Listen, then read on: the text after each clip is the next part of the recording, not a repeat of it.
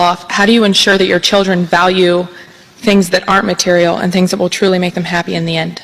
Well, I was a little lucky in that respect, in that my kids didn't think I was rich, and I wasn't rich for a while. I mean, but even after I was, we lived in the same house. There's only one house they've known in their life in terms of a primary home, and they went to public schools in Omaha, and we lived in a neighborhood where, and we still do, where the average income is probably more or less average for Omaha. So they really didn't have that problem.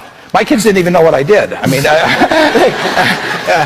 probably because I couldn't explain it very well, but they did not grow up in a rich environment. Now those situations different, and just in terms of being a celebrity and all of that sort of thing, and that came late enough with me that it didn't really pose a problem for the family. But it has to be it's a significant factor, and I'll turn over to Bill.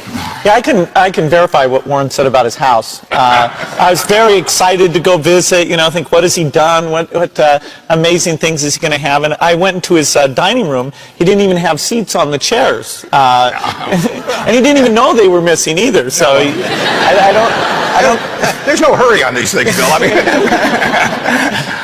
I think it is tough, and perhaps particularly so when children grow up and have a very nice house and they think, what are the real limitations? I do think there's some very basic things around giving them an allowance at a young age and sticking to that and having them decide, okay, you want to buy a candy bar today, that means you can't buy one in the future, and start to figure out that there are real limits, and hope that people treat them in a normal way and treat them for what they're actually good at. That would bother me a lot if they were being approached because somebody thought they could influence something. It's an awful thing. Every kid should be evaluated based on who they are and what they're doing.